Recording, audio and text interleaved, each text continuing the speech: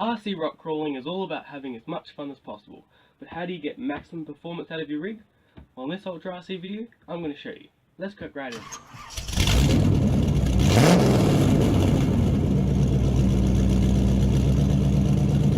Alright, so the first thing you need to consider is weight. You want the weight of your vehicle to be towards the front and as low down as possible. The reason for this is, when you go over a bump like this, if the weight's towards the front, your car will act like a seesaw. The front will be pushed down, the front wheels will get traction, and you'll be able to drive along. Otherwise, if all the weight's at the back, it'll be like having a big trailer behind, and you can't pull all the weight over the obstacle. So it's important to keep the weight in your vehicle to be towards the front, and you want the CG to be, ideally around here. You want the weight to be as low down as possible, because if you're going along a slope like this, you can imagine if all the weight's on the top, it's going to have a tendency to want to flip over. If your weight's towards the bottom, it's going to stay on the vehicle, and these wheels will have more traction.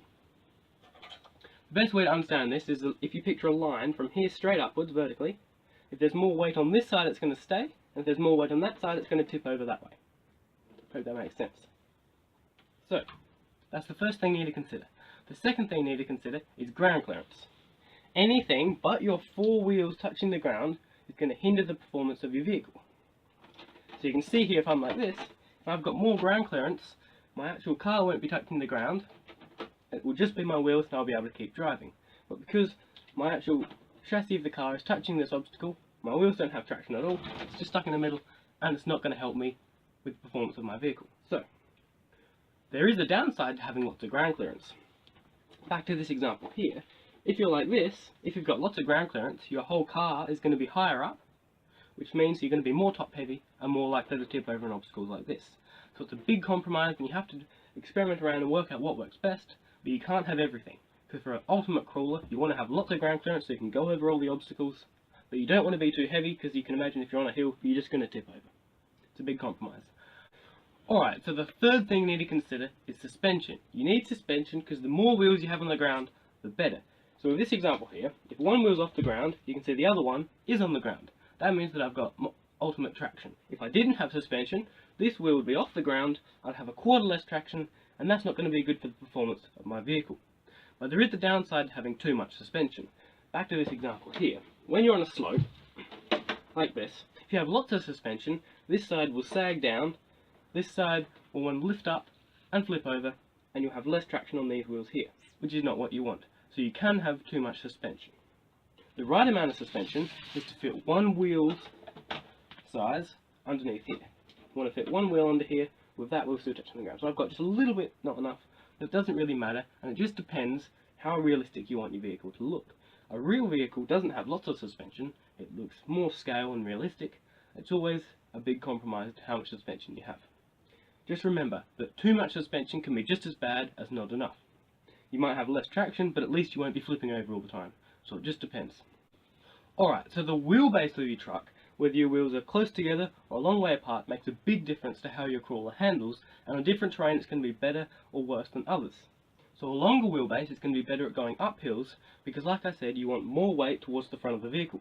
If you have a longer vehicle, you're going to have more weight at the front because there just is more vehicle at the front, which is going to make you better at climbing up hills. So longer wheelbase is better at going up hills, but what is the downside to longer wheelbase? Well, basically, it's got less ground clearance. There's more room in between the wheels, so there's more room there for obstacles to be in the way, and if you're going over a crest in the hill, your wheels are going to be further down, and basically, you're just going to get hung up in the centre. So, longer wheelbase, you're going to need more ground clearance, but then you are better at going up hills, so it just depends on the track you're actually driving. A shorter wheelbase is going to give you a better turning circle because your wheels are closer together, and you're going to have better ground clearance. So I definitely prefer a shorter wheelbase.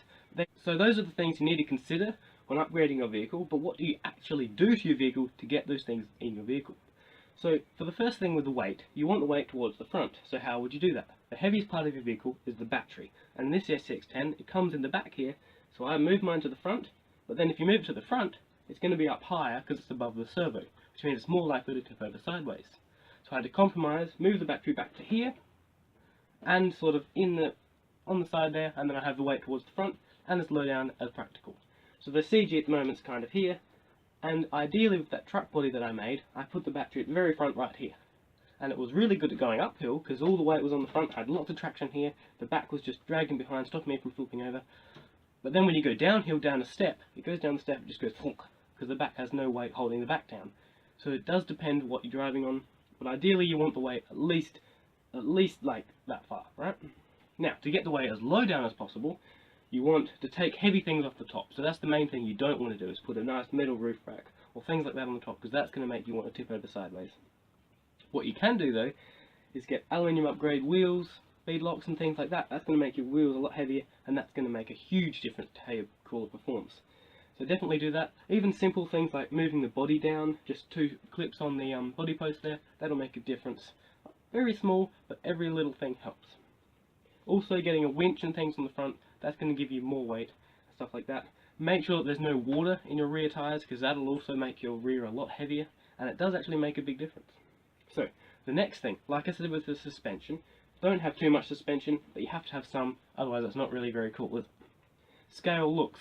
Add things like stickers, paint, people, like simple light things like this, but don't go adding huge heavy spare tyres and metal bumpers, because you don't want metal bumpers for the performance. But then you do want scale looks, so it's all the big compromise.